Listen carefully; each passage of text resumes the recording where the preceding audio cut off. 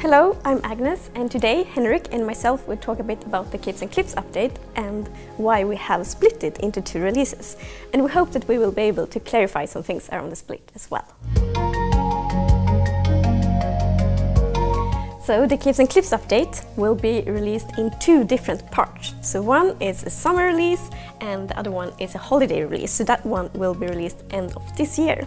There are 3 main reasons for us to split the update in 2. The first one is quality, the second one is technical complexity, and the third one is super important, and it's team health. To ensure quality, we have decided to release some of the features in the Capes and Clips update in holiday instead. And this is because, for us, the most important thing is always to just deliver as much player delight as possible.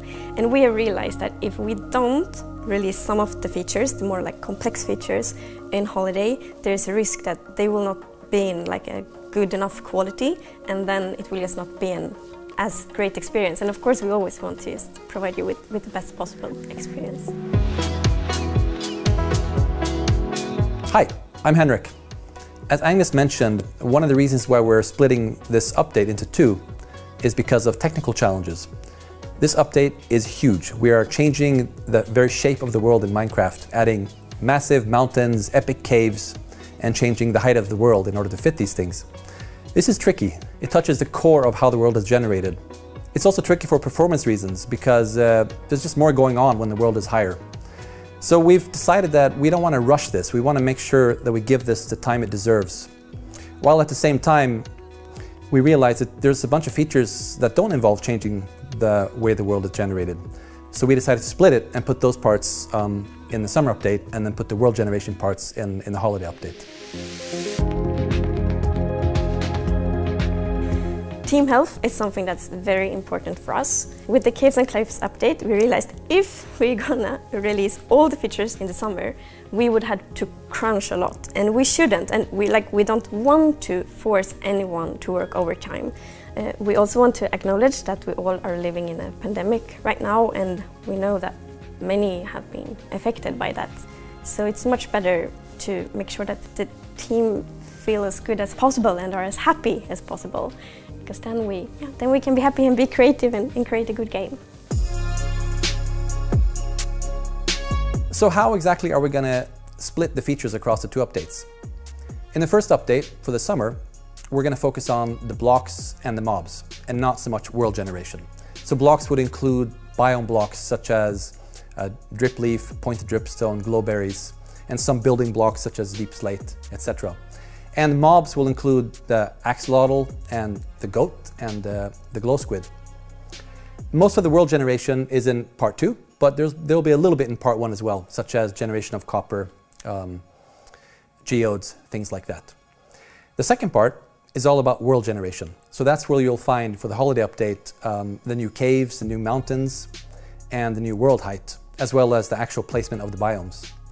And the reason why we're doing it that way is because the technical challenges I mentioned are mostly all about world generation. So that's where we want to give it more time to make sure we get it right. Plus, it makes sense to put all the big world gen changes into one update to make it easier from a player perspective when you're going to upgrade your world. For us, it's very, very important to be respectful to old worlds. And that's of course true for the Capes and Clips update as well. So you will be able to update your world both to the summer update and to the holiday update, and there should be no problems. And I mean, this is super important for me as well. I think my world is more than 10 years old, and I will get so upset if I couldn't play on it. So yeah, definitely you will be able to play on your old worlds, and you will be able to continue to play on them for many, many more years. Regarding testing holiday features in the snapshots and betas. So that is still possible. However, we have turned them off. The default is that they are turned off, but you can turn them on so you can continue to test them and provide feedback for us, because we want to continue to get feedback, because we will continue to develop these so we can release them in the holiday. So you can read in the description of the video how you turn those features on in the snapshots and betas. So there is one feature that is postponed even after the holiday release, and that's archaeology. And the reason is that archaeology is a complete new system, which is very exciting, but that means that we really want to give it the time it deserves so we can make it fun, inspiring, delightful, and Minecrafty. So therefore, it's possible. When I was fiddling around with Dripleaf, tweaking it, I noticed that I couldn't stop playing with it, and I started calling in my kids, and we were goofing around and laughing.